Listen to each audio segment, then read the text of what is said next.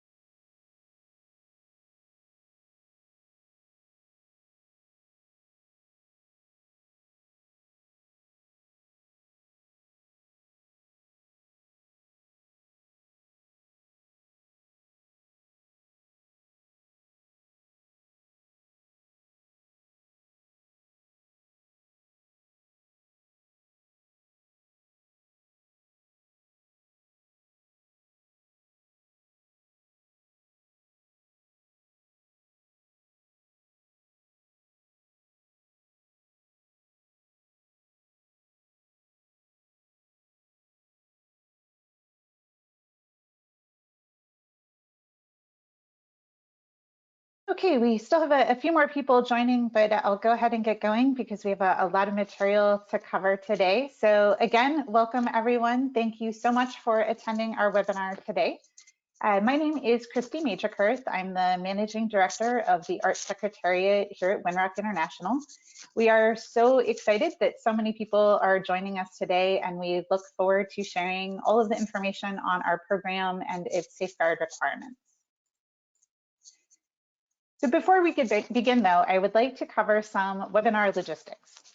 We will answer questions at the end of each section. However, you can submit questions at any time using the chat feature at the bottom of the webinar screen. Please type in your question and submit it. We will do our very best to address all of the questions during the webinar, but we also have a lot of material to cover and we want to make sure that we get through everything. If we are unable to answer your question live today, we will follow up via email after the webinar. This webinar will be recorded and will be posted on the ART website. So if you have any questions and want to rewatch parts of it, you're welcome to do so, or please let your colleagues know that it will be posted if they were unable to make it.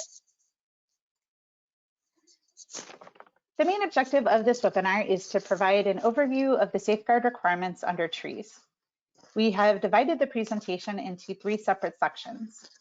The first will review the general information on the architecture for REDD+ transactions, or ART, and our standard, the REDD+ Environmental Excellence Standard, also called TREES. The next section will dive more deeply into the safeguard requirements, including a discussion on each of the safeguard themes and the types of indicators. This section will also discuss examples and the reporting requirements. Finally, we will review the process of validation and verification of the safeguards, as that is an extremely important step in the ART process. So as I mentioned, we will first start with the background on ART and our standard. Private capital flows through markets, and markets need standardization so that REDD+ credits are comparable among jurisdictions and fungible with emissions reductions from other sectors. In order to attract private capital at scale, market participants must have confidence in the integrity of the results. In a nutshell, that is why we created ART, to provide the confidence needed in the integrity of forest emissions reductions and removals to unlock new large-scale investments to protect and restore forests, rewarding countries that are delivering those results. Why did we focus on jurisdictions, however? There is a growing recognition that nature-based solutions, and especially forests, play a critical role in our ability to fight climate change. Threats to forest conservation continue to exist and even continue to grow in some regions. To address these challenges and to be able to reverse the dramatic loss of forests that we are witnessing, and to truly harness the climate potential of forests, it is necessary to increase the scale of the protection actions. This means we need governments, companies, communities, indigenous peoples, and all relevant stakeholders to engage in a coordinated effort to reduce deforestation and forest degradation.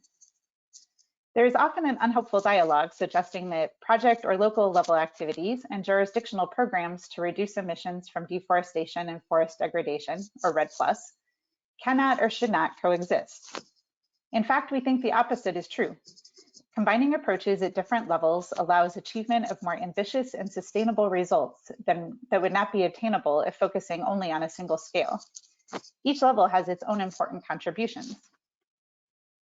For example, there are some actions that only governments can take that strengthen and enable all stakeholders' efforts to protect forests. These include regulating land use, strengthening law enforcement and controlling illegal activities, recognizing indigenous land rights, or things like implementing green fiscal policies in the land sector. Smaller scale efforts provide localized actions to address specific drivers of deforestation and often provide significant opportunities for engaging and strengthening local communities.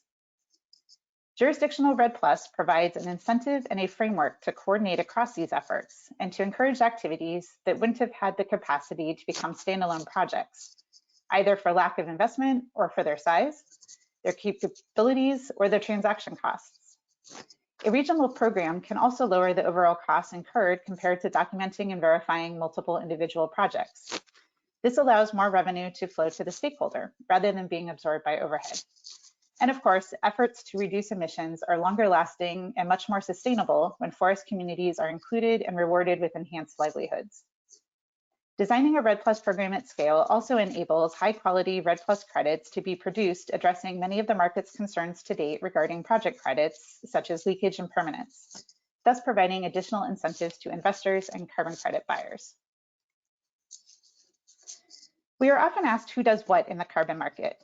As I mentioned earlier, ART means the Architecture for REDD+ Transactions. Our program is a standalone program independent of governments, donor countries, companies, or other buyers, and we have standardized procedures that apply to all participants. Our standard, TREES, defines the requirements and the procedures to certify emissions reductions and removals from jurisdictional REDD+ programs. ART is more than just a standard, though. We also have an overarching program that includes components such as the ART Secretariat, comprised of very knowledgeable staff, our independent board of directors, comprised of recognized experts that are very involved, the ART registry, and our standard trees. Within the carbon market, the ART Secretariat is in charge of ART's program operations and maintenance. Each participant develops and submits documentation outlining their REDD+ program and explaining how it meets the requirements of trees. Each participant also selects and contracts a validation and verification body to independently verify the conformance with the standard. The validation and verification report is reviewed by the board, and once it is approved, ART issues carbon credits to the participant that are tracked in ART's registry. Once issued, the credits can be transferred to other entities that want to acquire them, and they can also be retired or canceled, which means that these credits will no longer be available to be transferred or used by any entity. The last stakeholder in the carbon market is the demand side. There are many possible buyers of trees credits. It could be countries, individual companies, or entities like Emergent that facilitates transactions for groups of companies and governments like the LEAF Coalition. ART is not involved in transactions or negotiation of the terms for emissions reduction payment agreements. All participants are free to sell their credits to whichever buyer they select, or they could also develop other types of negotiations, such as receiving payments for results without the transfer of credits to another country or entity. For the previously explained reasons, ART was established to focus on national and subnational REDD+ programs. A key requirement of trees is that participants must be a national government or a subnational government. A national government may register either its entire territory as in a national accounting area or a subnational accounting area of at least 2.5 million hectares of forest. The boundaries of a subnational accounting area shall correspond with a jurisdiction no more than one level down from national level and/or one or more indigenous peoples' territories. The registration of subnational accounting areas that meet these eligibility requirements is allowed until December 31st, 2030, at which time all participants must transition to national accounting. A subnational government, again defined as no more than one administrative level down from the national scale, can also participate. It must register all of its jurisdiction, and the area must meet the tree scale threshold, which is 2.5 million hectares of forest area. TREES offers two different crediting approaches to quantify emissions reductions. One is the TREES crediting level that allows for participants to generate credits related to the amount of reduction of emissions from deforestation and forest degradation when compared to the average emissions from the 5 years before the first crediting year.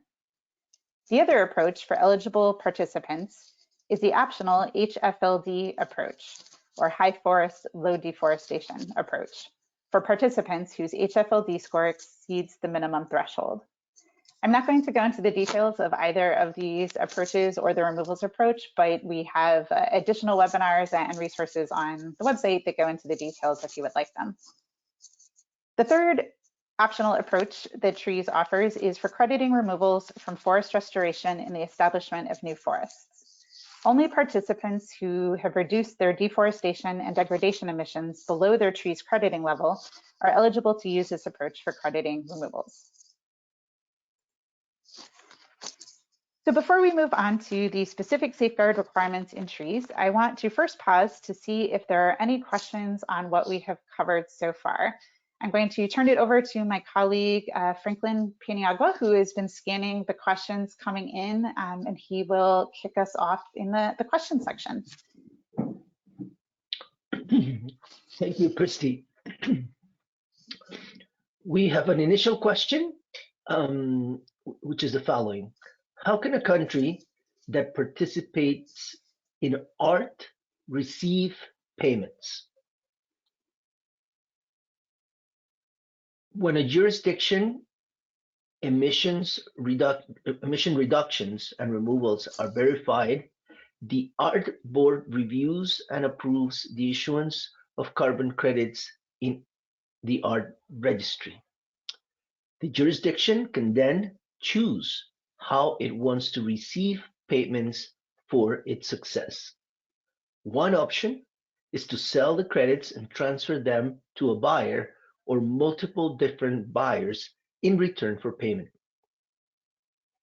The buyers could be private companies, brokers, or agents who want to resell the credits, or even other countries who need help with their emission reduction goals.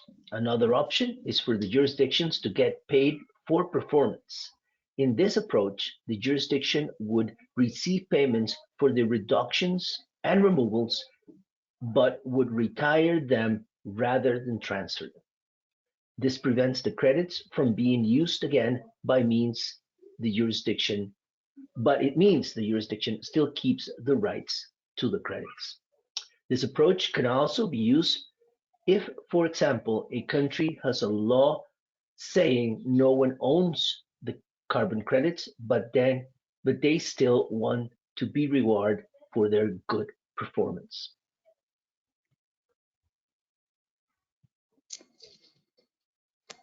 Great, thanks so much, Franklin. I don't see any other questions coming in at the moment. Please, I guess, just remember that even if you think of questions as we move on, you can submit questions at any time, and we'll pick up questions on previous sections at our next pause. So with that, we will keep moving forward. Excellent. All right, so our next section will focus on how the safeguards and TREES were developed and how they are structured.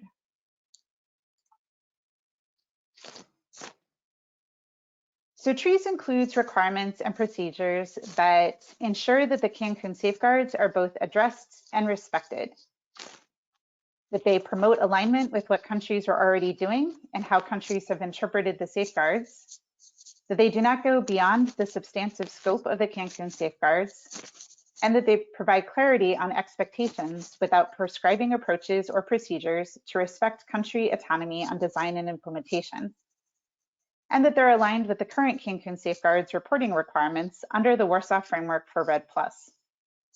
We designed the requirements to be supplier friendly, allowing countries to build on their Cancun-based national safeguard systems and avoiding the development of new parallel safeguard systems specifically for trees. This means that each participant will address and respect the safeguards through the laws, policies, and procedures that are appropriate to their circumstances. As a result, different participants will demonstrate conformance in different manners, but all trees, themes, and indicators will be met by all participants.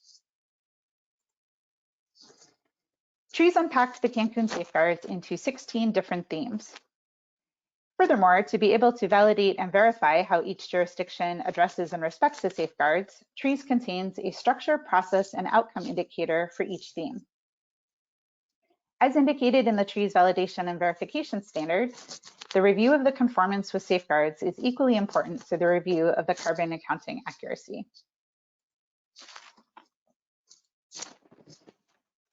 Structural indicators demonstrate that relevant governance arrangements, things like policies, laws, or institutional arrangements, are in place in the country or the applicable jurisdictions to ensure that design and implementation of REDD+ actions is done in line with relevant safeguard themes. These arrangements might be part of the national or subnational legal framework, or they may be REDD+ specific arrangements. We do not require that new laws be developed only for REDD+, again, hoping that countries and jurisdictions can build on existing frameworks. In some cases, though, a jurisdiction may wish to or need to develop REDD+ specific framing. For the structural indicator for each theme, participants will need to identify the relevant arrangements and provide a summary of how each is relevant to the REDD+ actions that it is including in its program. Process indicators require that participants demonstrate that appropriate processes, procedures, or mechanisms are in place to enact and enforce the arrangements outlined in the structural indicator. For the process indicator for all themes, participants will need to identify the relevant processes, procedures, or mechanisms, including responsible parties, and provide a summary of how each is relevant to its REDD+ actions. For the outcome indicators, participants need to identify and describe the selected monitoring parameters, including how a successful outcome is defined, what monitoring methods will be used, and a summary of the collected data. If the data analysis does not indicate a successful outcome, a description of how the governance arrangements or the supporting processes, procedures, or mechanisms, so i.e. the structure or the process indicators, will be modified should be included. Trees does not specify specific parameters, as the ones selected should be appropriate to the circumstances of that jurisdiction and the types of activities being implemented, not ones that are arbitrarily selected by art. We do anticipate that changes to the design and application of indicators will result from the evaluation of outcome monitoring over time. This is encouraged, but it should be documented so that the changes and the reasons for them are transparent. In the first crediting period, participants must conform with all structure and process indicators for each Cancun theme. In addition, they must either conform with or provide a plan for conforming with the outcome indicators. Within 5 years of joining ART, participants must demonstrate full conformance with all indicators, however. No credits will be issued if the jurisdiction cannot demonstrate conformance with the safeguards. A question we're often asked is about using the look-back period. So if a jurisdiction chooses to use the look-back period and wishes to seek credits for up to 4 years prior to joining ART, they still must demonstrate conformance with all of the safeguards for all of those years. Respecting and addressing safeguards is something that occurs throughout a long process, and it never stops. This is because every REDD+ activity must be developed in conformance with safeguards. And REDD+ activities include the design, implementation, and monitoring phases. Hence, safeguards are like principles that have to be observed at each step. They should not be seen as something static, and there should be systems in place to effectively monitor and evaluate and update the safeguards to ensure that they're addressed and respected throughout the process over time.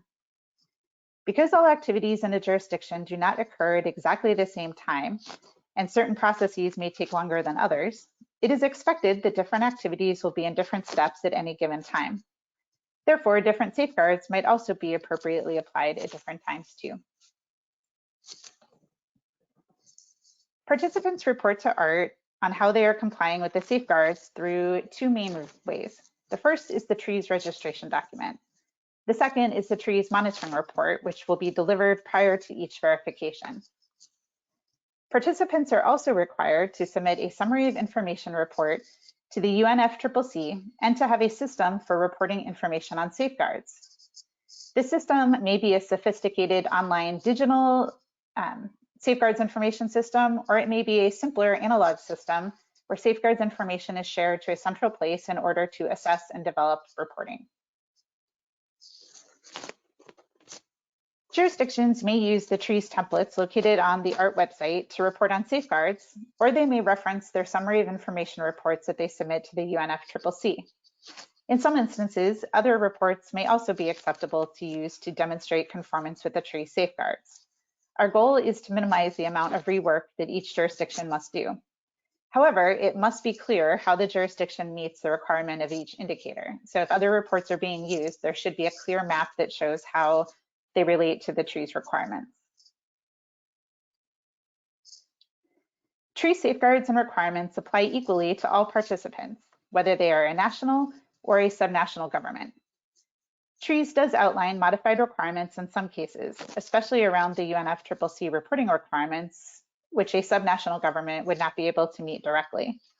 In these instances, subnational governments must first demonstrate consistency with any national safeguards programs if they exist, submit a summary of safeguards information report to their appropriate national government entity to be used in either current or future national level reporting, and have their own appropriate tracking system for safeguards data.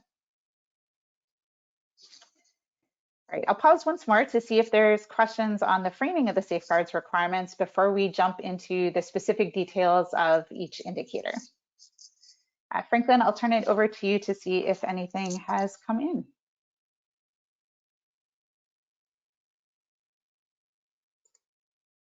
Yes, thank you, Christine. We have an initial question. If a country has already defined a set of safeguard indicators as part of its national program, does it have to redo them all to use TREES indicators instead? This is a great question. The simple answer is no. We want countries or subnational governments to build on what they already have. If they have national safeguards indicators as part of their country approach to safeguards already, the participant can choose to continue to use its own indicators. However, they will need to map the relationship between the TREES indicators and the national indicators to ensure material equivalence and demonstrate that all TREES safeguards indicators are met through existing national indicators. Where any TREES indicator is not covered by existing national indicators, the participant, that is the country, will need to document conformance with the TREES indicator. Great, thanks, Franklin. And we've had a couple other ones come in. So one question is, can I just submit my summary of information report instead of the TREES document? And the answer is not exactly. So we do have TREES registration documents and TREES monitoring report templates available on our website, and they include a lot of information outside of just the safeguards. So what we do allow is that you could submit a monitoring report where in the safeguards section, you simply say, information on how I meet this particular indicator is referenced in section 1.2 of my summary of information report. We're not asking you to cut and paste or to rewrite that information. We would ask you to show, though, where each requirement of TREES is clearly articulated in that summary of information report. So, and again, if you have specific questions or want to talk about specific examples, we're happy to answer those. There's another question about subnational government reporting. Since the subnational governments don't report to subnational governments or don't report to the UNFCCC directly. So the idea would be that we realize that subnational governments don't have the ability to report to the UNFCCC directly. So our intention is that the subnational government would take the actions to support national level reporting, but we don't require the subnational government to force their national government to report. So if a subnational government meets our requirements, which says that they need to provide their safeguards information to the national government, they need to align with the national safeguards systems if they exist, and that they have their own tracking system for safeguards data, that is sufficient. If they forward that all to the national government and the national government chooses not to submit something to the UNFCCC, that is not meaning that the subnational government is out of conformance. We don't hold the subnational government responsible for things it can't actually control. We would just ask that they forward information as appropriate so that they could support the national reporting if it were to occur. So I hope that's a little more clear. That's a great question. Oh, and it looks like we have one question from the previous section, which is fine. So what happens if both a national government and a subnational government in the same country want to participate in our trees? This is also a great question that we get very often, and it just completely depends on the particular circumstances. So in some cases, the national government chooses to move forward with a national accounting area and the subnational government could nest, and we'll talk about how some of those benefit sharing options are some options a little bit later. There might be an instance where a national government could do a subnational accounting area that excludes that subnational jurisdiction and would allow the submission of both of them. There's all sorts of different arrangements that might be possible. So we are happy to talk through options if you have that situation in your country or in a country that you are supporting. I think this looks like everything that has come in so far. Okay, perfect. So with that, we will continue on. But again, thank you so much for all of the great questions, and we will continue to gather them and try to keep up through the different sections. Excellent. All right, so moving on to some more of the meat, I guess. As you're probably all aware, at the 16th Conference of the Parties to the United Nations Framework Convention on Climate, or COP16, in 2010, the countries agreed on 7 safeguards that are also known as the Cancun Safeguards. All REDD+ activities under trees must be conducted in accordance with the Cancun Safeguards. These safeguards are measures to protect or avoid risks or do no harm, while also promoting benefits or doing good when doing REDD+. The safeguards cover the following topics. So first, consistency with the objectives of the national forest programs and international agreements, transparent and effective national forest governance structures, respect for the knowledge and rights of Indigenous peoples and members of local communities, full and effective participation, consistencies with the conservation of natural forests and biological diversity, actions to address the risks of reversals, and actions to reduce displacement of emissions, or what is more commonly called leakage. The first 2 themes in trees come from Cancun Safeguard A, or actions are complementary or consistent with the objectives of national forest programs and relevant international conventions and agreements. So the 2 themes are 1.1, consistency with objectives of national policy programs, and 1.2, consistency with the objectives of relevant international conventions and agreements. I'd like to focus on the second theme more specifically. If a country has ratified or otherwise officially agreed to a relevant international convention, the applicable requirements of that agreement or convention must be outlined in the treaty's documents, and its requirements apply to all other themes as noted. In some instances, a country may not have ratified an agreement, but may have adopted certain provisions in its legal frameworks. These provisions would also then be included in the description of the requirements. Cancun Safeguard B is the transparent and effective national forest governance structures, taking into account national legislation and sovereignty. This was unpacked into 4 themes in trees: respect, protect, and fulfill the right of access to information, promote transparency and prevent corruption, respect, protect, and fulfill land tenure rights, and respect, protect, and fulfill access to justice. These themes include several aspects that we are often asked to explain, so I'd like to address each one in more detail. So the first theme we'll look at more closely is theme 2.1 regarding access to information. So under this theme, the structural indicator requires that the participant should describe the national, subnational, or RED+ specific framework that defines the procedures for providing information on the design, implementation, and monitoring of RED+ actions. The consideration of women, men, and female and male youth across all stakeholders groups is also encouraged. The participant should also identify and summarize any relevant requirements regarding access to information resulting from any international conventions or agreements that the participant or the participant's national government has ratified or otherwise agreed to. In some cases, the requirements may be different for different types of activities or for different stakeholder groups.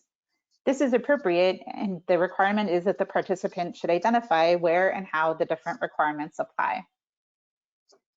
For the process indicator, the participant should describe the programs, processes, or other means to ensure implementation of the procedures identified in the structural indicator in line with the identified requirements. So for example, who has the responsibility for actually doing this? How are they funded? How do they decide what information and what format is appropriate? These are all things that should be considered and explained in the process indicator. For the outcome indicator, the participant should define and monitor parameters to demonstrate that relevant stakeholders have been aware of and have exercised their right to access information in line with all of the requirements described previously. Next, let's look at theme 2.2. For this theme, the participant must first describe the constitutional, legal, policy, and/or governance arrangements related to measures such as financial management to prevent corruption and promote transparency and RED+ action implementation and benefit distribution. These measures may be directly related to RED+, or they might be part of other applicable frameworks or policies.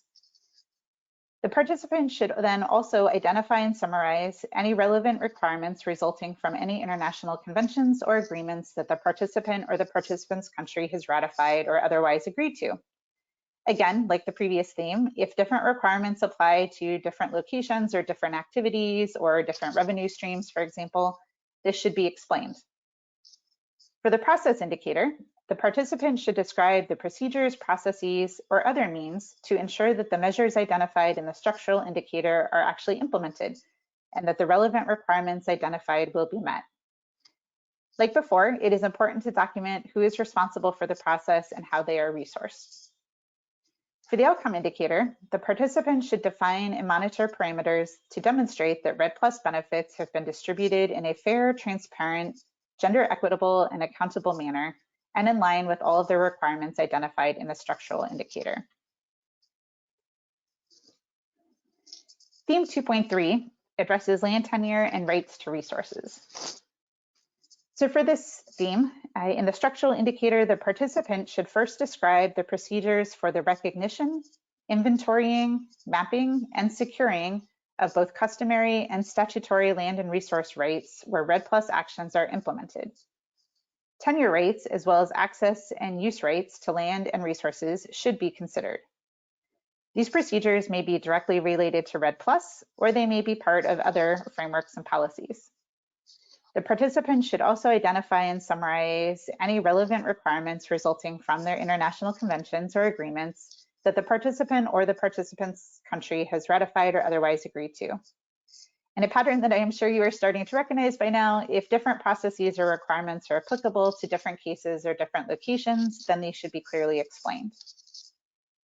For the process indicator, again, the participant should describe the processes and the means to ensure that the procedures identified in the structural indicator are implemented and any additional relevant requirements identified are met. For the outcome indicator, the participant should define and monitor parameters to demonstrate that no involuntary relocation occurred and that any relocation that did take place had the full, prior, and informed consent of any Indigenous peoples or local communities or equivalent concerned. Parameters should also be defined and monitored to demonstrate that stakeholders had access to, use of, and control over the land and resources in accordance with the requirements identified in the earlier indicators. It should be noted that TREES does not actually require all land tenure or resource rights disputes to be settled prior to any TREES credits being issued. However, REDD+ activities must be developed respecting land and resource tenure rights. Furthermore, TREES has a requirement that clear ownership of credits or the rights to the benefits of the credits must be demonstrated before any credits will be issued. If areas are under dispute, credits associated with those lands would be subtracted and not issued until the dispute was resolved. In some cases, there might not be a dispute really per se, but perhaps negotiations on benefit sharing arrangements have not yet been completed and the government cannot demonstrate rights to the credits as a result. This is also okay. Those credits will just simply not be issued until the arrangement has been finalized and verified to have been developed in line with the safeguards. When the agreement is complete, the historic credits can also be included in the next verification. The final one we'll look at in depth is theme 2.4, which is regarding access to justice. So for the structural indicator, the participant should describe the judicial and/or administrative procedures that are in place to guarantee non-discriminatory and non-cost prohibitive access to dispute resolution mechanisms at all relevant levels.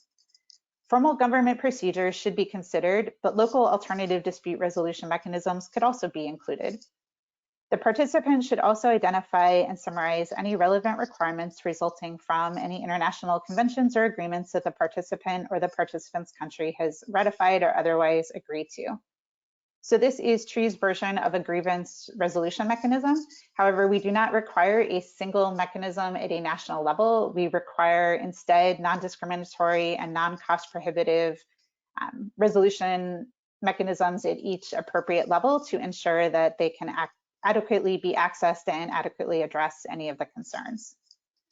For the process indicator, the participant should describe the processes or other means that ensure that the mechanisms outlined in the structural indicator are implemented throughout the design, implementation, and monitoring of REDD+ actions, and that any additional identified requirements have been met. Finally, for the outcome indicator, the participant should define and monitor parameters to demonstrate that disputes and competing claims have been resolved, and effective and culturally appropriate recourse and remedies have been provided when there was a violation of rights, a grievance, a dispute, or a claim related to the implementation of REDD+ actions. Cancun Safeguard C is the respect for the knowledge and rights of Indigenous peoples and members of local communities by taking into account relevant international obligations, national circumstances and laws, and noting that the United Nations General Assembly has adopted the United Nations Declaration on the Rights of Indigenous Peoples. TREES unpack this safeguard into 3 different themes. 3.1 is to identify Indigenous peoples and local communities or equivalents. Theme 3.2 is to respect and protect traditional knowledge. 3.3 is to respect, protect, and fulfill rights of Indigenous peoples and/or local communities or equivalent. So I hope that looking in detail at each of the indicators for the previous 4 themes helps you to understand how the indicators flow together better. I'm not going to go into that level of detail for all of the remaining themes within TREES because that will just take a very long time, but we want to highlight a few for your consideration and give examples of what might be reported by a jurisdiction. Again, if you have questions on any specific indicators, we're happy to address them during the webinar or at a different time. So please just reach out to us. So using theme 3.3 as an example, the participant should first describe how the legal framework or other policies define the procedures or processes for recognizing, respecting, and protecting the rights of Indigenous peoples and local communities. In practice, this might mean that the participant provides a summary of any legislation regarding Indigenous peoples' rights and recognition. The participant should then describe the means to ensure the processes or procedures described under the structural indicator are implemented throughout the design and implementation of the REDD+ actions. This might include, for example, summarizing the budgets, the personnel assigned, and the equipment of institutions that are dedicated to Indigenous peoples' rights and protection in the jurisdiction. Finally, the participants should define and monitor parameters to demonstrate that the rights of Indigenous peoples and local communities have been recognized, respected, and protected during the design and implementation of REDD+ actions. A very simple example of a parameter that could be included to evaluate this would be the number of grievances filed under one of the dispute resolution processes outlined in our previous theme. Safeguard D is the full and effective participation of relevant stakeholders, in particular Indigenous peoples and local communities, in actions referred to in paragraphs 70 and 72 of Decision 1/CP16. These themes ensure that all stakeholders, including private landowners, project owners, Indigenous peoples and local communities, and others, participate in the design, implementation, and monitoring of the REDD+ activities. The indicators require their participation at every step, including when assessing the success of the programs and gathering data, providing additional opportunities for stakeholder input and feedback. The two themes related to this safeguard are 4.1, which is respect, protect, and fulfill the right of all relevant stakeholders to participate fully and effectively in the design and implementation of REDD+ actions. The second is to promote adequate participatory processes for the meaningful participation of Indigenous peoples and local communities or equivalent. It is often suggested that we only require Indigenous peoples and local communities or other stakeholders to have a voice in the initial phases of REDD+ planning. This is not correct. Per the theme, ART participants must demonstrate that planning, coordination, implementation, and evaluation of REDD+ actions were, where relevant, undertaken with the participation of Indigenous peoples and local communities. While an important safeguard in its own right, this requirement also helps ensure the sustainability and overall long-term success of the REDD+ program. For theme 4.1, the structure indicator requires that the participant should describe how the legal framework or the policies define procedures that recognize, respect, and protect the rights of relevant stakeholders to participate fully and effectively in the design, implementation, and monitoring of REDD+ actions. These procedures should include means of identifying all relevant stakeholders, which may include, for example, other government agencies, private landowners, offset project developers, local communities, and/or Indigenous peoples. The procedures should also consider gender equity and potentially vulnerable groups such as youth and the elderly. Procedures for ensuring access to recourse mechanisms should align with the procedures under theme 2.4. For the process indicator, the participant should describe the processes or other means to ensure the procedures outlined under the structural indicator are implemented throughout the design and implementation of the REDD+ actions. Providing evidence of conformance could include listing the resources and the personnel responsible, as well as providing information on consultations or other meetings where stakeholders participated in the processes. Finally, for the outcome indicator, the participant should define and monitor parameters to demonstrate that relevant stakeholders have participated fully and effectively in the design and implementation of REDD+ actions. This could include, for example, measuring and monitoring the level of participation by marginalized stakeholder groups. Safeguard E requires that actions are consistent with the conservation of natural forests and biological diversity, ensuring that the REDD+ actions are not used for the conversion of natural forests, but are instead used to incentivize the protection and conservation of natural forests and their ecosystem services, and to enhance other social and environmental benefits. Trees themes related to this safeguard are 5.1, the non-conversion of natural forests and other natural ecosystems.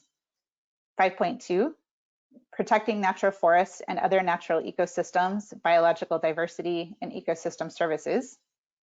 And 5.3, enhancement of social and environmental benefits. Again, we will not go through all the indicators for these in detail as they are fairly straightforward. However, I would like to note that the removals crediting approach also includes provisions to safeguard against the conversion of natural forests and other natural ecosystems, in that lands are only eligible for removals crediting if they have been non-forest for 5 years. I would also like to highlight that theme 5.3 in trees requires participants to go beyond no net harm and identify priorities for the enhancement of social and environmental benefits to which the planned REDD+ actions can contribute.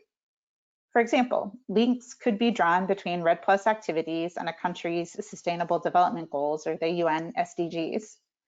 This is where participants are able to define and monitor co-benefits resulting from their programs and note the positive social and environmental benefits. Safeguard F and G tie to other sections of the standards and require participants to assess the risks of reversals and leakage and to take appropriate mitigation actions. We do often get asked whether we require leakage and reversal mitigation planning, and the answer is yes, we do as part of these two safeguards.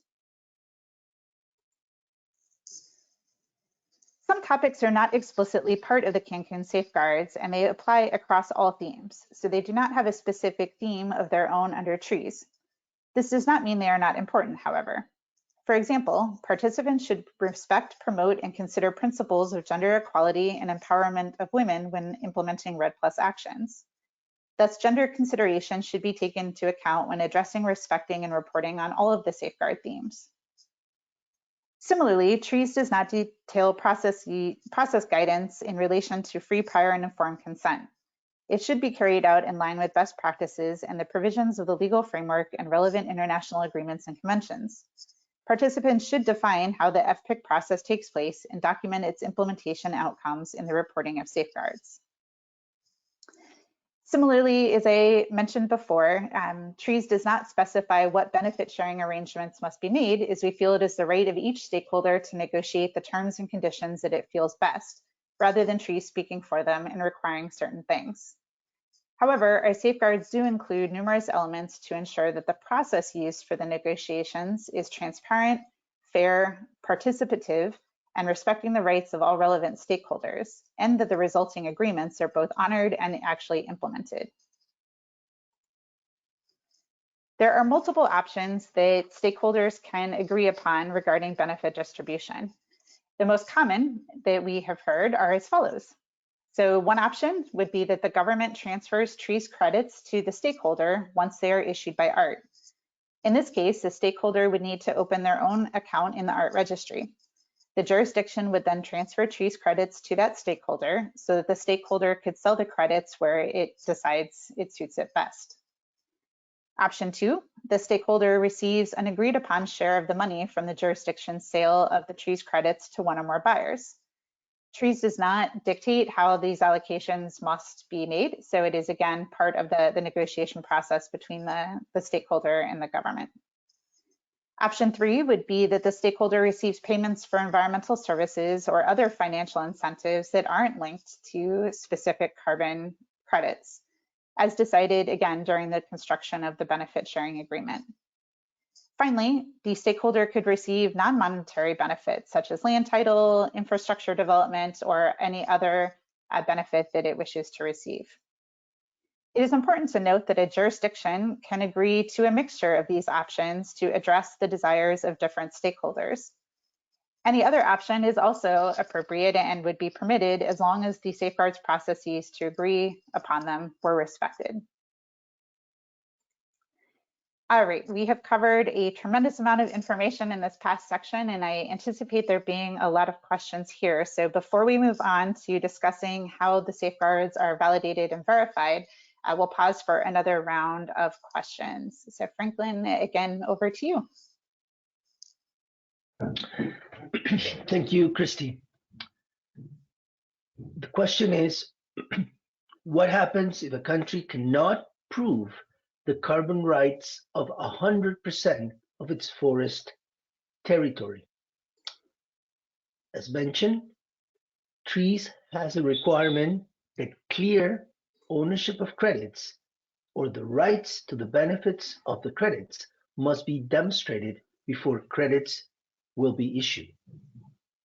If a country cannot demonstrate rights to the benefits of or ownership of all the carbon credits, ART will not issue all of the credits to them. Credits for which it does not have rights would be subtracted and not issued. If a country can demonstrate rights in the future, credits will be retroactively issued as appropriate. That is, Christy, our first question. Great, thanks. Okay, I'm reading some of the other questions coming in. So we have a question that says, for Red Plus, we developed a grievance redress mechanism and established a system at different levels, even though the claim can also go to a formal legal process. Does Trees not consider the grievance redress mechanism developed for Red? So this is a great question. So it's not that we don't consider a grievance redress mechanism developed for Red. We're just not requiring that you must develop a national system if you want to use an already existing framework. So in this particular example, it's great that you have both. And my hope would be that you would outline both in the trees registration document, and then also for the monitoring that you would be looking at grievances that might have come through either system. I suppose unless you specifically say the Red Plus ones must go through the Red Plus system, but it seems like you have multiple avenues for grievances to be addressed, and that's excellent. So we would most certainly welcome both being included in the Red Plus process. Again, our intent is not to force things to be developed in duplicate if it's not necessary, but where you feel that such things are more appropriate for your stakeholders, then we most assuredly support development of Red Plus specific ones.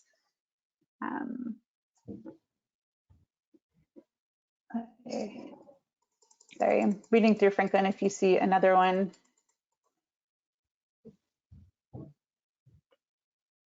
So we have one about, do all indicators need to have been met for the full crediting period? So yes, if you are a jurisdiction or country that is using, a 2018 through 2022 crediting period, for example, you would need to show that you meet the safeguards requirements for all 5 years.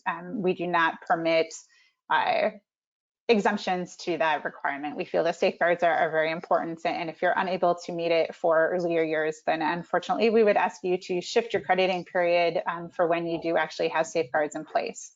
That being said, we do realize that the specific means that you use to meet safeguards may evolve over time. So we don't have a requirement that every year over multiple crediting periods must have things demonstrated in exactly the same way. We do expect that programs and processes will evolve over time, and that is completely appropriate.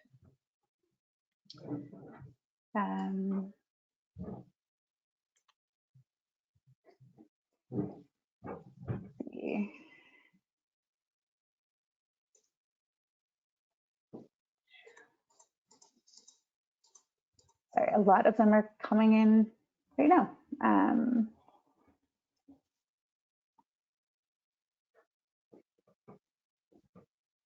All right, what I would suggest is thank you so much for all submitting so many comments. They're coming in very quickly. So what I would suggest is I will move on with the text, and Franklin, maybe you can sort. It looks like we have several that are very similar. And so rather than address the same question multiple times, I'll move on, and then we'll circle back and address some more of these specific ones at the end. So please definitely keep these questions coming, and we will circle back to some of the more specific ones at the end of the presentation. Yes, I would integrate a couple of questions. I think that there's a couple of teams that I can identify already. So perfect. Yes, I'll have them for the next break. Great, thanks so much.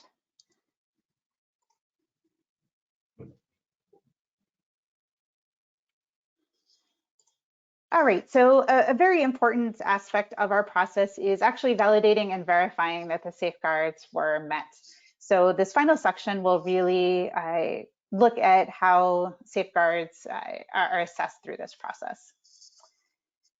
So first, I want to discuss the public comments that we solicit and really hope that all stakeholders will provide. So in addition to the mandatory consultations that participants must carry out to meet the safeguards, ART publishes all documents, so the trees concept note, the trees registration document, and any trees monitoring reports on our ART registry, and we receive comments from any interested party.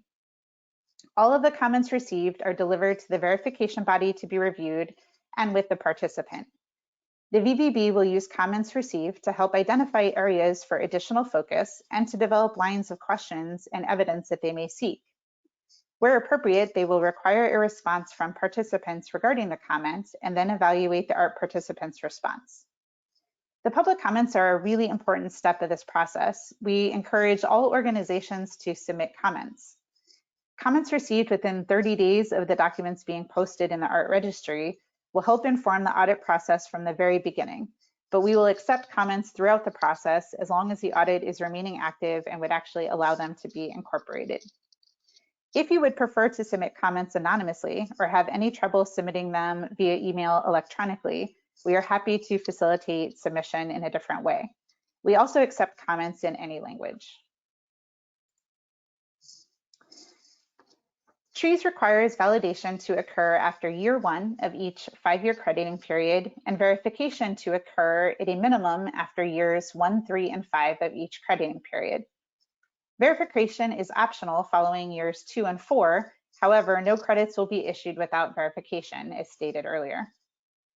Each participant jurisdiction hires an independent validation and verification body to conduct the external validation and verification of all of the results that have been reported by the participant, including both the carbon monitoring elements and the safeguards. Validations and verifications are conducted in accordance with the TREES validation and verification standard. Validation and verification bodies are independent entities that must be accredited by an international accreditation forum organization and must be an approved VVB under ART. Compliance with safeguards is reviewed at validation and verification. These processes require reviewing evidence, interviewing stakeholders, and having enough elements to truly evaluate how the whole RED+ initiative addressed and respected the Cancun Safeguards. So looking at this in a little more depth, what does an auditor actually check? To start, the auditors check whether the information in the reports, so the TREES registration document and the TREES monitoring reports, show that the participant meets all of the requirements of TREES. It is important for jurisdictions to be as clear as possible in the documents explaining how each safeguards indicator is met. This will help the validation and verification be as efficient as possible. Then the auditors confirm that the information presented is complete and correct by reviewing evidence and conducting interviews with many different stakeholders.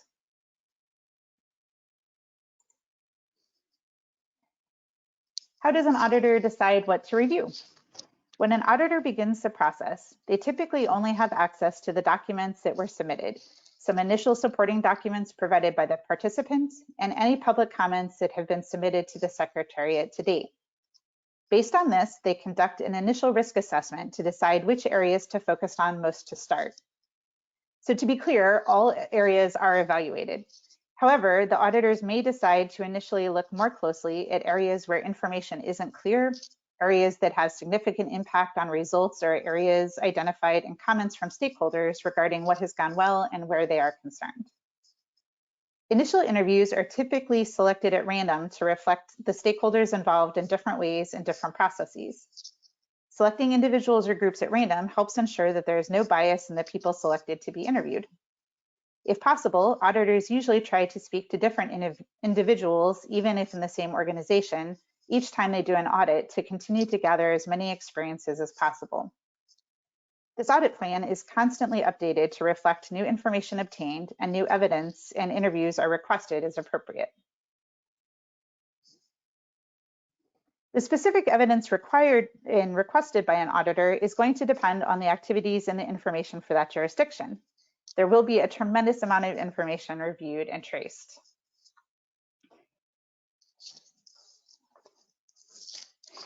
Examples of carbon evidence that may be collected, for example, include maybe handwritten forest data collection sheets, remote sensing images and analyses, procedures for training employees and reviewing their work, or things like that. On the safeguard side, it may include things such as consultation materials, sign-in sheets, meeting minutes or materials produced after a meeting, or it may be records relating to land tenure and titling processes. As you can imagine, a significant amount of work is required in order to complete the validation and verification to ART's requirements. We do feel that it is a very important step to ensuring the requirements of TREES, including safeguards, are met. The Art Secretariat conducts numerous checks during the process to ensure that the validation and verification body follows the requirements of our trees validation and verification standard. This includes things like the members from the Art Secretariat actually going and observing the auditors during the audit process. The Art Secretariat also reviews the reports prepared by the VBB.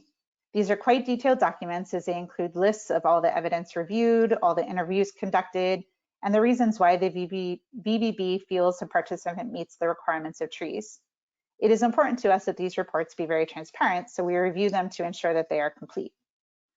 The Art Board also then reviews all of the information prior to approving the issuance of credits under Art.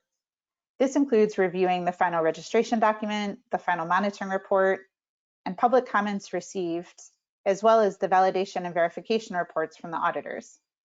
The board may ask for additional information or identify areas of concern that must be addressed prior to the process being completed. So thank you so much for your attention. Again, we've covered a tremendous amount of information, but this completes what we have prepared for you today. We are going to now circle back to some of the previous questions and any questions you might have around validation and verification. Please continue to submit your questions as you have them. As a reminder, the recording of this webinar will be posted on the website, and if we don't have time to answer your questions, we will follow up with you via email. In some cases, some of the questions coming in are going to require additional information for us to be able to answer properly because they're very case specific. So forgive us if we don't answer them live. We will contact you to discuss the specifics of your situation in more detail. So Franklin, I will turn it over to you to kick off the question section for this period. Thank you, Christy. Here's the first question. What happens if an auditor finds that a participant doesn't fully meet an indicator? If a participant is found not to meet a requirement of trees, the auditor will issue a finding. The participant then has the opportunity to take corrective action to fix the issue and preventive action to help it not happen again. Depending on the specific issue, it is possible that correcting the issue may take time and resources. I'm going to continue with a second question, Christy. Why don't you, Art Trees, the Secretariat, require verification more frequently, either at the start of a program or, for example, every 6 months? First, it is important to remember that RED Plus programs is usually a very complex process that can take years to be fully designed, consulted, implemented, and monitored. During that time, jurisdictions may be elaborating RED Plus national strategies, changing and improving policies, and making agreements with multiple stakeholders. If you remember our earlier discussion on the verification of GHG program, I'm sorry, I'm reading the following question. Here, just to point out, the answer is we're not requiring with an intense frequency because we want to be able to evaluate the results completed and leave enough time for the RED activities and the RED program to be fleshed out by the jurisdictions. Christy, I let you follow with one of the received questions. Yeah, sure. So thank you so much. So we have a bunch of other questions coming in, both on previous sections and this one. So I'm happy to start addressing these while you sort additional ones, Franklin. So we have a question of, does TREES have a list of international conventions that it considers relevant? So we do not provide a list of things that we feel are relevant. We understand that different countries have ratify different conventions or agree to different conventions. So we are not going to require, we really don't have the authority to require countries to ratify conventions, but we do require that they identify which ones they have agreed to and explain how it affects their REDD+ activities. We have another question of, sorry, the questions are moving around as people suggest it. We have one on what happens if major safeguards indicators are not complied with during the validation and verification process. So as Franklin mentioned, so if there is a finding by an auditor that one of the safeguards is not met, then the auditor will issue what's called a non-conformance finding. So they will identify that there is something missing, and the participant will have the opportunity to take what are called corrective and preventative actions. So the corrective actions are, as you might think, correcting the issue. So the country would need to take steps to fix whatever was missing, and then take preventative steps to help ensure that there are processes or resources or things in place so that it doesn't happen again. Depending on the nature of the issue, that could take some time. So, we are willing to wait for things to be addressed and concluded and ensure that all the safeguards are met. Some issues might be able to be addressed fairly quickly, though. It just depends on what the issue is, but we will not move forward until the verification body has ensured that all the safeguards are met. We have another question on how does TREES require countries to demonstrate additionality? So this is outside of the safeguards discussion, but in brief, TREES uses performance threshold approaches to demonstrate additionality. These are applied slightly different for each of the crediting approaches. It is outlined in TREES. We have a section on additionality, so I would refer you to those, and if you have more questions on how we do it for any specific crediting approach, I am happy to follow up with you after the call. So we have another one about what if a local community has been involved and participation has been ensured, but they disagree with how the benefits will be distributed. Is that a breach of the safeguard? I would say my first answer is it depends. So if the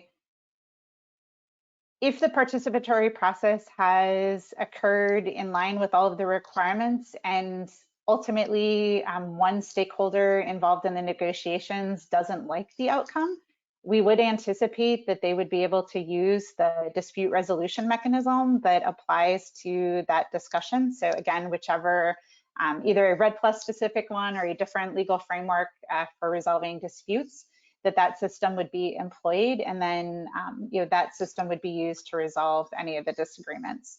So if any of those steps hasn't taken place, then there would be a finding associated with the safeguards. But if all the systems have been followed, then we would accept that it has been in full conformance. We have another one about the timing of safeguards systems. So again, the question is, do the participants need to demonstrate that all indicators, the structure, process, and outcome indicators have been met from the start of that period? So yes, for structure and process indicators, always from the very first day of the crediting period, the participant must be in full conformance with the structure and process indicators. For the outcome indicators, if you remember, we have the option that either the jurisdiction can report on specific parameters from the very beginning, or they have up for 5 years from joining ART to have a full formal monitoring system implemented. This is partly because we realize that sometimes you can't monitor data if the system hasn't actually started operating yet. So especially for systems that are moving forward and just starting now, you may not be able to, you could define how you're going to monitor it, but you may not be able to actually collect data until it has actually been running long enough for something to have been circled through it and actually used. I should note, though, that it does not mean that implementation of the processes is not checked. So even if a jurisdiction does not have a specific defined parameter for something, the VVBs will still be checking whether the processes are actually implemented. So even if the jurisdiction, for example, has not defined specific parameters about, which different groups should be part of different types of consultation, the VVBs will still be assessing the implementation and the effectiveness of the consultation processes. So, conducting interviews with the different stakeholders, and again, following the grievance process mechanisms and seeing, what concerns have been raised, looking at public comments that might be addressing those. All of those things will still be assessed, even if there isn't a specific data point that is being collected yet. All right, let's see what other ones have come in. Franklin, are there any other ones that you wanted to highlight? Here's one on leakage. So does TREES take into account leakage from market effects, often called secondary leakage, as well as leakage from activity shifting? So again, somewhat related to the safeguards, but as far as how TREES addresses leakage, we use standardized leakage deductions based on the percent of forests from the country that are included in the accounting area. We don't require jurisdictions to actively try to quantify or measure leakage that is occurring. We have the standardized deductions to make it more transparent and consistent across jurisdictions, and we base those levels based on current literature and estimates of leakage from all of these different sources that are taking place. So we do have everything included at a subnational level. We do not require deductions to be taken for international leakage, in line with all of the greenhouse gas programs that no one has an international leakage deduction now, because that's just harder to quantify and the effects are unknown. So we don't have a deduction for that at the moment. Christy? Yes. Several of the questions ask about benefit sharing. Could you amplify the issue from the TREES perspective? Sure. So benefit sharing is obviously very important, right? TREES does not feel it is appropriate for us to say how benefits from a national program must be distributed. That, certain groups get 5% of benefits or others get 6%. We feel it is very important for each stakeholder to have their own voice and be a partner in the development of the processes and ensure that they're receiving the benefits that they want and that they feel are appropriate. So how we address benefit sharing is that, as you remember, we do have an indicator that looks at whether benefits from the REDD+ actions are distributed in a transparent and equitable and fair way. And we do have other safeguards that look at how those benefit sharing arrangements are negotiated and developed. So where our safeguards apply is what the process, how were stakeholders identified that should be part of the benefit sharing, how were rights identified and acknowledged and respected in the process, how were materials shared to ensure that everyone coming to the negotiations had sufficient background knowledge and the ability to fully engage in the process in an informed way. So we look at all those different processes that lead up to the benefit sharing arrangement. And then we also have, as you remember, the requirements that there not be corruption and that the benefits actually be distributed as agreed to in the benefit sharing arrangements. We feel this is more appropriate in that we would anticipate that within a country there are different stakeholder groups that have different rights or different involvements with the REDD+ program, and again they should have arrangements that are negotiated in the manner that they would like to receive it. If you remember, we also don't say that it has to be, a percent of profit. So we allow groups to negotiate. Maybe they want TREES credits. Maybe they would like to, have a specific percentage of TREES credits transferred to them that they can then sell. to whichever buyer they prefer to sell to on whatever terms and conditions they wish to sell to. In other cases, maybe they want a school built in their community, and that is the benefit that they would like to see, and that's what they agree to through a participatory process. We don't feel like it's our place to judge what a community or a stakeholder would like. So I'll stop there. So we try to be flexible. The intent is not to indicate that it's not super important, but we want to provide flexibility so that all stakeholders can advocate for themselves and what they would like to see as an outcome of this program. I should also say that, even within that, the allocation of benefits we are flexible on. So in some jurisdictions, we know they want to use more of a spatial risk allocation of, what the relative contribution of each land area is to the overall success of the jurisdiction. Other jurisdictions are negotiating things based on, percent of the population in the sub-national areas. Others are basing it on completely different things. And again, we don't feel that it's trees right to tell you how to do things within your own country. We respect your right for all the stakeholders to decide on that together. But again, we do require that all of that be done in line with the safeguards to ensure that they were developed in an appropriate manner. So we'll stop with that. I know it's a very important topic, though. Yes, if I can add something, is that please. That I think you mentioned before, is that all the efforts that each participant, each country has put for in their readiness programs, or that has previously considered distribution of benefits from emissions reductions. Those are valuable and could be provided as part of the information they provide to trees. So all efforts or previous efforts are valuable and could be considered as part of what trees would evaluate. No, thank you. That is an important point. So some other questions that have come in. Do you not think that jurisdiction approaches by itself help to address the reversals or the risk of reversals? So we do think it does help.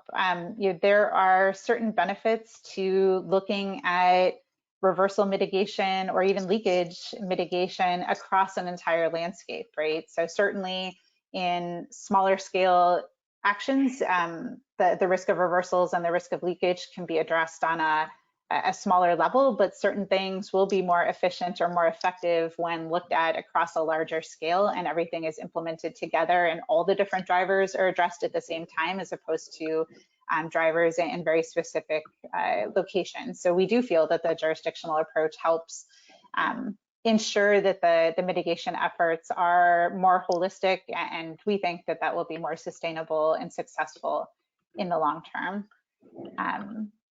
We have another question about duplication of projects and how projects can be nested. There's actually several related to that. So as we mentioned before, we very much believe that jurisdictional programs include collaborations with all sorts of stakeholders at all sorts of different levels. So this would include projects. And again, we do not dictate how projects must be nested.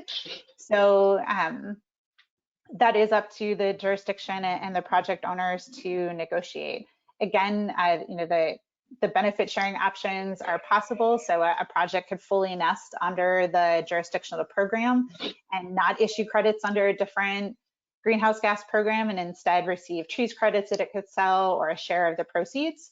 Or the project could continue or start to generate credits under a different greenhouse gas program. If it wanted to do that, then part of the negotiation would have to be how double counting and double issuance is prevented. Most simplistically, we would require the credits issued under a different greenhouse gas program to be subtracted from the trees credits that are being issued to the jurisdiction to ensure that there's not issuance of credits from the same accounting area under two different programs. We do not allow jurisdictions to carve out areas where projects are. We do require that the jurisdiction monitor and report on its entire area within its boundaries. So in order to avoid the double issuance or the double counting, we would require the credits issued elsewhere to be subtracted out.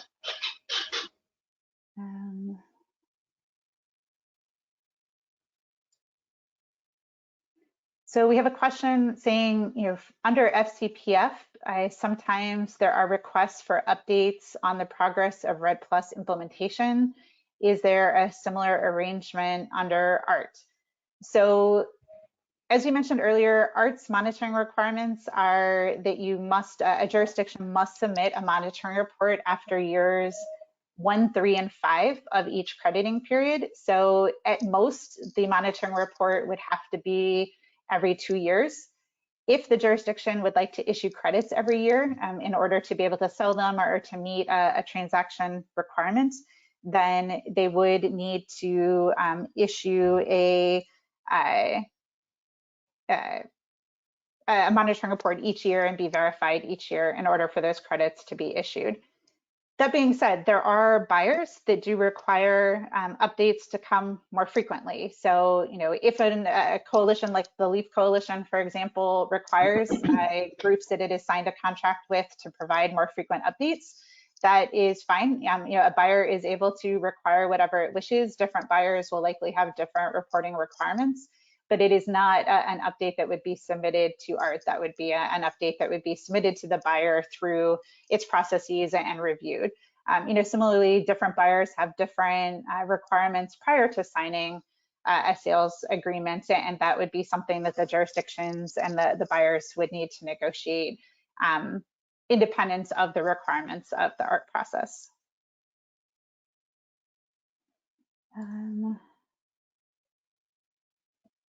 There are several that are definitely very case specific, so we will most certainly reach out to you following the webinar so we can get more information on how rights are defined in your country or some of the specific situations that you're asking about. Are there any other ones that I'm missing, Franklin? I think that there are some questions about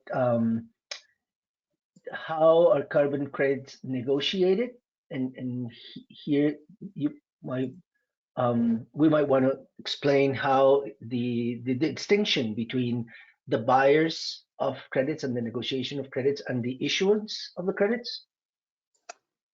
Sure, yes. So I'm happy to take that. Thanks for summarizing. So as we discussed at the very beginning, ART is a greenhouse gas program whose job it is to define the requirements of what a high quality carbon credit is, and to ensure that credits that are issued under our program meet all of the carbon, social, environmental, and other requirements defined in trees.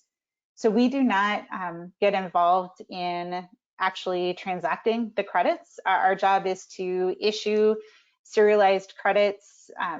Each has a serialized number, so it's very transparent and can be tracked in the ART registry to each jurisdiction that is participating. Then that jurisdiction is able to negotiate agreements with either country, perhaps other countries, directly with companies, or with, as I mentioned, groups like Emergent that are working on behalf of the LEAF Coalition, or any buyer that it wishes to. And in those negotiations, the jurisdiction and the prospective buyer would negotiate things like the volume of credits, or the timing for delivery of the credits, or the price, or whatever other requirements might be. So as the one person asked, maybe there's additional reporting requirements because the buyer wants something more than every year. Maybe they want something every 6 months. Whatever is negotiated as part of that sales contract, it is fine. That's up to or from ART's point of view, it's up to the jurisdiction and the buyer to decide what terms they feel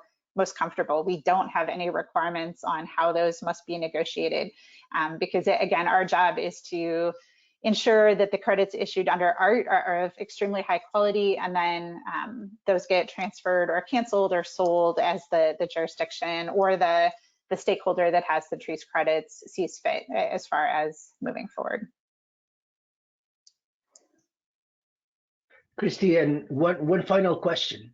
Yeah. Do we follow, or the REC Plus follows Article 6? So Article 6 is indeed a question we often get asked. So our requirements around double counting and corresponding adjustments and all those requirements in the tree standard are in line with the requirements of Article 6. So trees credits could be sold under Article 6.2 is an ITMO from country to country if they so chose. It remains to be seen what projects will be approved under Article 6.4, so we will see. But we do have the functionality in the ART registry to denote if there is a host country letter of authorization that a corresponding adjustment would be made, and then a separate field where we will track if the corresponding adjustment is actually made. So if a country wants to sell as an ITMO and wants to denote a corresponding adjustment, we are happy to support that. If as part of a voluntary transaction, the buyer would like a corresponding adjustment and that's part of the agreement that the jurisdiction has made, then that same functionality can be used and it can be denoted if the credits will have a corresponding adjustment, and then when the corresponding adjustment is actually made, that will be tracked as well. So we are in line with Article 6. We will obviously continue to keep a careful eye on it as more details emerge and they work through the processes to really flush out what some of the requirements are. And if need be, we'll update our registry to ensure that all the information there supports countries having the flexibility to use the credits how they see fit. Thank you. I think we're almost on the limit of our time. Yes, I see one last question that's actually pretty quick, so I'll just take this one as far as what the scale threshold requirements are under trees. So we do not have a minimum area requirement for national submissions. So if a national government is submitting a national accounting area, there is no scale threshold. Whatever number of hectares of trees, of forest that they have is perfectly admittable. If either a national government or a subnational government wishes to use a subnational accounting area, then our scale threshold is 2.5 million hectares of forests within that area. If it's a national government that is submitting a combined subnational area that is made up of multiple indigenous peoples territories or multiple jurisdictions or some combination, the 2.5 million hectares of forest is across all of them. It's summed. They don't need to be contiguous. It would just be, within that country, if you pick 4 regions, do those regions all together have 2.5 million hectares of forest. And with that, I do think that we have addressed most of the questions. Again, I know there's some very specific ones, and we will definitely be reaching out to you later today or tomorrow to set up a time to get into your country-specific questions directly. But with that, thank you all again so much for joining us today for our webinar. Hopefully you have found it helpful. Please do not hesitate to reach out if you have additional questions at red@winrock.org. And we look forward to working with you all in the future. Have a wonderful rest of your day.